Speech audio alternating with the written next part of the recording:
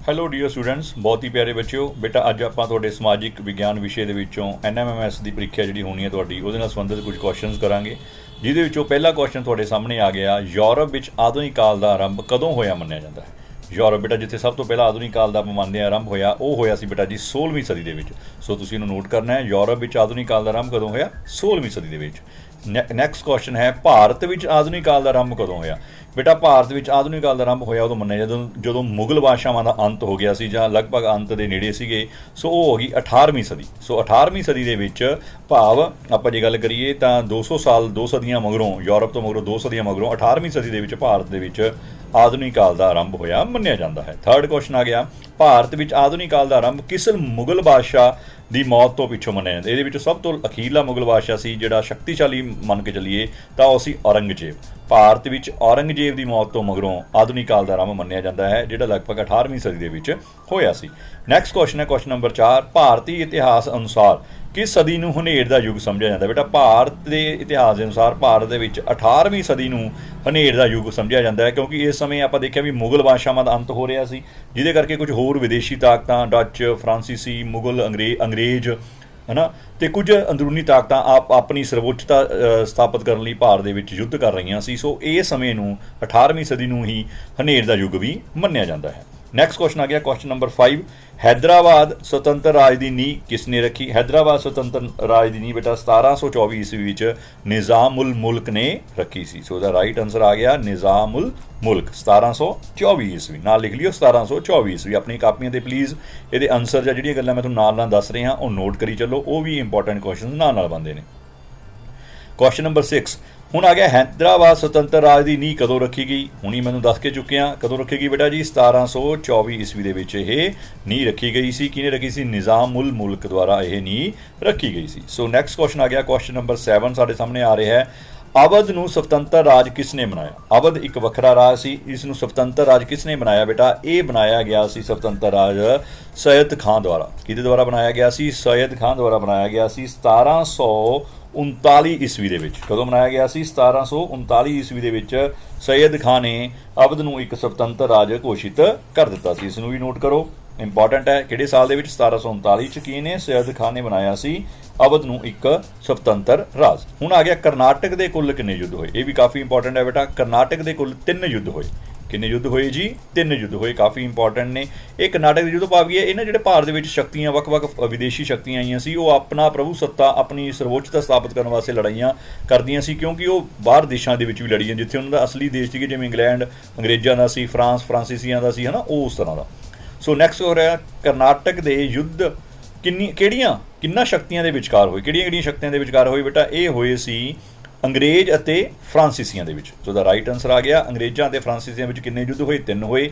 ਉਹਨਾਂ ਯੁੱਧਾਂ ਨੂੰ ਕਿਹੜੇ ਨਾਮ ਨਾਲ ਜਾਣਿਆ ਜਾਂਦਾ ਹੈ? ਕਰਨਾਟਕ ਦੇ ਯੁੱਧਾਂ ਦੇ ਨਾਮ ਦੇ ਨਾਲ ਜਾਣਿਆ ਜਾਂਦਾ ਹੈ। ਨੈਕਸਟ ਕੁਐਸਚਨ ਆ ਗਿਆ ਸਾਡੇ ਕੋਲੇ, ਸਮੁੰਦਰ ਦੇ ਰਸਤੇ ਭਾਰਤ ਆਉਣ ਵਾਲਾ ਪਹਿਲਾ ਪੁਰਤਗਾਲੀ ਕੌਣ ਸੀ? ਸਾਰਿਆਂ ਨੂੰ ਪਤਾ ਹੈ, ਬੜਾ ਇੰਪੋਰਟੈਂਟ ਕੁਐਸਚਨ ਹੈ, ਬੜੇ ਲੰਬੇ ਸਮੇਂ ਤੋਂ ਅਸੀਂ ਇਹ ਕਰਦੇ ਆ ਰਹੇ ਹਾਂ। ਇਹ ਹੈ ਜੀ ਵਾਸਕੋ ਡੀ ਗਾਮਾ। ਕੌਣ ਹੈ ਜੀ? Vasco da Gama. ਬੇਟਾ ਇਹ ਪਹਿਲਾ ਪੁਰਤਗਾਲੀ ਸੀ ਜਿਹੜਾ ਭਾਰਤ ਸਮੁੰਦਰ ਦੇ ਰਸਤੇ ਆਇਆ ਸੀ।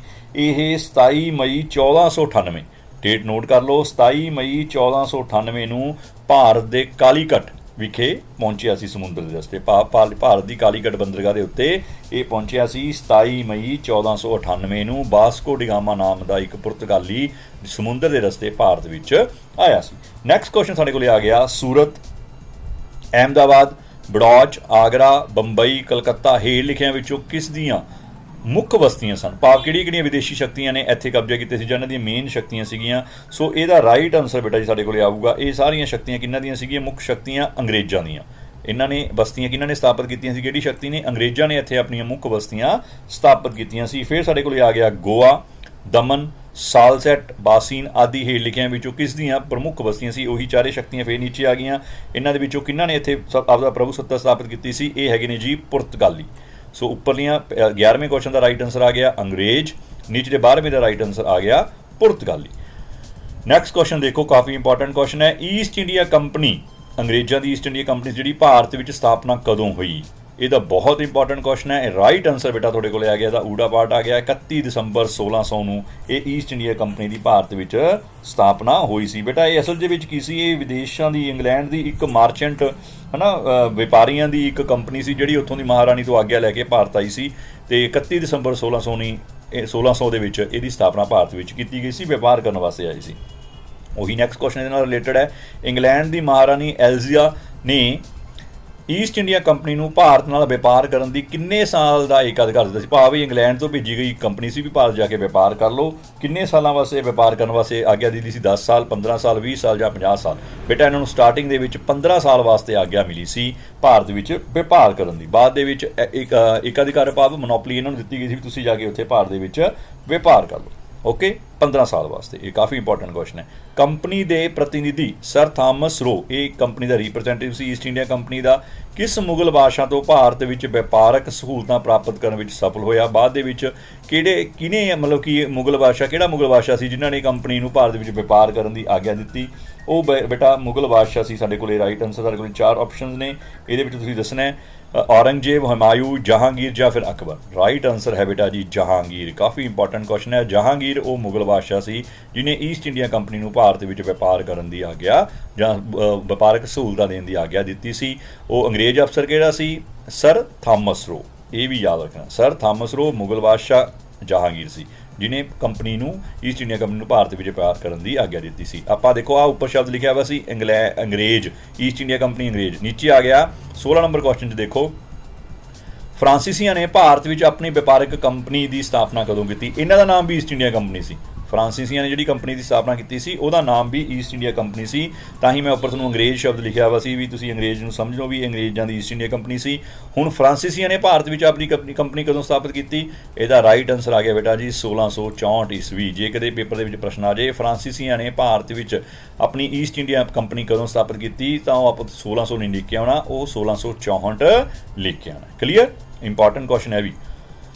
ਨੈਕਸਟ ਕੁਐਸਚਨ ਦੇਖੋ, ਕੁਐਸਚਨ ਨੰਬਰ 17, ਕਿਸ ਸੰਧੀ ਰਾਹੀਂ ਕਰਨਾਟਕ ਦੇ ਤੀਸਰੇ ਯੁੱਧ ਦਾ ਅੰਤ ਹੋਇਆ? ਮੈਂ ਤੁਹਾਨੂੰ ਦੱਸ ਕੇ ਰਿਹਾ ਵੀ ਕਰਨਾਟਕ ਦੇ ਯੁੱਧ ਕੀ ਸੀ? ਅੰਗਰੇਜ਼ਾਂ ਤੇ ਫਰਾਂਸੀਸੀਆਂ ਵਿਚਕਾਰ ਹੋਏ ਸੀ। ਇਹਨਾਂ ਦੀਆਂ ਇਹ ਸ਼ਕਤੀਆਂ ਭਾਰਤ ਵਿੱਚ ਆਪਣਾ ਵਪਾਰ ਕਰਨ ਜਾਂ ਭਾਰਤ ਦੇ ਕਬਜ਼ਾ ਲੈਣ ਵਾਸਤੇ ਆਈਆਂ ਸੀ। ਜਦੋਂ ਇਹਨਾਂ ਦੇ ਦੇਸ਼ ਆਪਸ 'ਚ ਲੜਦੇ ਸੀ ਇਹ ਭਾਰਤ ਵਿੱਚ ਲੜ ਪੈਂਦੇ ਸੀ। ਠੀਕ ਹੈ ਨਾ, ਰਿਪਰੈਜ਼ੈਂਟੇਟਿਵ ਕਿਉਂਕਿ ਭਾਰਤ ਵਿੱਚ ਇਹਨਾਂ ਸੈਨਾਵਾਂ ਬੈਠੀਆਂ ਸੀ। ਸੋ ਜਦੋਂ ਉੱਥੇ ਸੰਧੀ ਹੋ ਜਾਂਦੀ ਸੀ ਤਾਂ ਭਾਰਤ ਦੇ ਵਿੱਚ ਵੀ ਇਹ ਯੁੱਧ ਇਹਨਾਂ ਦਾ ਸ਼ਾਂਤ ਹੋ ਜਾਂਦਾ ਸੀ। ਸੋ ਤੀਸਰਾ ਯੁੱਧ ਸੀ ਜਿਹੜਾ ਉਹ ਪੈਰਿਸ ਦੀ ਸੰਧੀ ਰਾਹੀਂ, ਕਿਹੜੀ ਸੰਧੀ ਰਾਹੀਂ? ਪੈਰਿਸ ਦੀ ਸੰਧੀ ਦੇ ਰਾਹੀਂ ਉਹ ਯੁੱਧ ਸਮਾਪਤ ਹੋਇਆ ਸੀ। ਸੋ ਇਹਦਾ ਰਾਈਟ ਆਨਸਰ ਆ ਗਿਆ ਬੇਟਾ ਜੀ ਪੈਰਿਸ ਦੀ ਸੰਧੀ। ਕਲੀਅਰ? ਸੋ ਇਹਦਾ ਰਾਈਟ ਆਨਸਰ ਆ ਗਿਆ ਪੈਰਿਸ ਦੀ ਸੰਧੀ। ਸੋ ਨੈਕਸਟ ਇਹ ਹੋਈ ਸੀ ਬੇਟਾ 1763 ਈਸਵੀ ਦੇ ਵਿੱਚ ਹੋਈ ਸੀ। 1763 ਦੇ ਵਿੱਚ ਤੀਸਰੀ ਜਿਹੜਾ ਯੁੱਧ ਸੀ ਉਹ ਪੈਰਿਸ ਦੀ ਸੰਧੀ ਰਾਹੀਂ ਸਮਾਪਤ ਹੋਇਆ ਸੀ। ਕੁਐਸਚਨ ਨੰਬਰ 18, ਸਰਾਜੂਦੋਲਾ, ਨਵਾਬ ਸਰਾਜੂਦੋਲਾ ਬੰਗਾਲ ਦਾ ਨਵਾਬ ਕਦੋਂ ਬਣਿਆ? ਬੰਗਾਲ ਦਾ ਨਵਾਬ ਬਣਿਆ ਸੀ ਬੇਟਾ ਜੀ ਉਹ 1756 ਈਸਵੀ ਦੇ ਵਿੱਚ। ਸਰਾਜੂਦੋਲਾ ਬੰਗਾਲ ਦਾ ਨਵਾਬ ਬਣਿਆ 1756 ਈਸਵੀ ਦੇ ਵਿੱਚ। ਤੇ ਬਾਅਦ ਦੇ ਨਾਲ ਹੀ ਉਹਦੀ ਅੰਗਰੇਜ਼ਾਂ ਨਾਲ ਲੜਾਈ ਹੋ ਗਈ। ਜਿਹੜੀ ਲੜਾਈ ਦਾ ਕੀ ਨਾਮ ਸੀ? ਪਲਾਸੀ ਦੀ ਪਹਿਲੀ ਲੜਾਈ। ਪਲਾਸੀ ਦੀ ਪਹਿਲੀ ਲੜਾਈ ਕਦੋਂ ਹੋਈ? 23 ਜੂਨ 1757, ਜਿਸ ਨੂੰ ਅਸੀਂ ਪਲਾਸੀ ਦੇ ਯੁੱਧ ਦੇ ਨਾਮ ਜਾਣਦੇ ਹਾਂ। ਉਹ ਕੀ ਹੈ? 23 ਜੂਨ 1757 ਨੂੰ ਹੋਈ ਸੀ। ਕਿਹਦੇ ਵਿਚਕਾਰ ਹੋਈ ਸੀ? ਅਗਲਾ ਕੁਐਸਚਨ ਆ ਗਿਆ, ਪਲਾਸੀ ਦੀ ਪਹਿਲੀ ਲੜਾਈ ਕਿਹਨਾਂ ਦੇ ਵਿਚਕਾਰ ਹੋਈ ਸੀ? ਮੈਂ ਹੁਣੀ ਦੱਸ ਕੇ ਹਟਿਆ। ਨਵਾਬ ਕੌਣ ਬਣਿਆ ਸੀ ਬੰਗਾਲ ਦਾ? ਸਰਾਜੂਦੋਲਾ। ਭਾਰਤ ਵਿੱਚ ਸ਼ਕਤੀ ਕਿਹੜੀ ਸੀ ਉਦੋਂ ਮੇਨ? ਉਹ ਸੀਗੀ ਅੰਗਰੇਜ਼। ਸੋ ਪਲਾਸੀ ਦੀ ਪਹਿਲੀ ਲੜਾਈ ਕਿਹਨਾਂ ਦੇ ਵਿਚਕਾਰ ਹੋਈ? ਅੰਗਰੇਜ਼ਾਂ ਅਤੇ ਬੰਗਾਲ ਦੇ ਨਵਾਬ ਸਰਾਜੂਦੋਲਾ ਦੇ ਵਿਚਕਾਰ ਹੋਈ ਸੀ। ਕਦੋਂ ਹੋਈ ਸੀ ਬੇਟਾ ਜੀ? 23 ਜੂਨ 1757 ਨੂੰ। ਨਤੀਜਾ ਕੀ ਨਿਕਲਿਆ? ਅੰਗਰੇਜ਼ ਇਹ ਯੁੱਧ ਜਿੱਤ ਗਏ, ਨਵਾਬ ਸਰਾਜੂਦੋਲਾ ਹਾਰ ਗਿਆ। ਸੋ ਬੰਗਾਲ ਦੇ ਵਿੱਚ ਅੰਗਰੇਜ਼ਾਂ ਨੂੰ ਇੱਕ ਅਧਿਕਾਰ ਮਿਲ ਗਿਆ ਵਪਾਰ ਕਰਨ ਦਾ। ਇਸ ਤਰ੍ਹਾਂ ਇਹ ਜਿਹੜੇ 20 ਕੁਐਸਚਨ ਸੀ ਇਹ ਕਾਫੀ ਇੰਪੋਰਟੈਂਟ ਕੁਐਸਚਨ ਨੇ। ਇਹਦੇ ਨਾਲ ਤੁਹਾਨੂੰ ਮੈਂ ਕੁਝ ਹੋਰ ਕੁਐਸਚਨਸ ਵੀ ਕਰਾਏ ਨੇ, ਉਹ ਵੀ ਤੁਸੀਂ ਨਾਲ ਆਪਣੀ ਕਾਪੀਜ਼ 'ਤੇ ਨੋਟ ਕਰਨੇ ਨੇ ਤੇ ਇਹਨਾਂ ਨੂੰ ਬੇਟਾ ਪ੍ਰੋਪਰਲੀ ਯਾਦ ਕਰੋ। ਬੁੱਕ ਦੇ ਨਾਲ ਹੋਰ ਇਹਦੇ ਰੈਲੇਵੈਂਟ ਕੁਐਸਚਨਸ ਤੁਸੀਂ ਤਿਆਰ ਕਰਨੇ ਨੇ ਤਾਂ ਜੋ ਤੁਸੀਂ NMMS ਦਾ ਪੇਪਰ ਵਧੀਆ ਢੰਗ ਨਾਲ ਦੇ ਸਕੋ। ਸੋ ਮੈਨੂੰ ਉਮੀਦ ਹੈ ਵੀ ਤੁਹਾਨੂੰ ਇਹ ਵੀਡੀਓ ਵਧੀਆ ਲੱਗੀ ਹੋਊਗੀ। ਇਸੇ ਤਰ੍ਹਾਂ ਆਪਣੀ ਇਹ ਟੌਪਿਕ ਨੂੰ ਨਾਲ ਕੰਟੀਨਿਊ ਕਰਦੇ ਰਹੋ ਤੇ NMMS ਦੀ ਤਿਆਰੀ ਕਰਦੇ ਰਹੋ। So thanks for watching this video. Please take care of yourself. Thank you.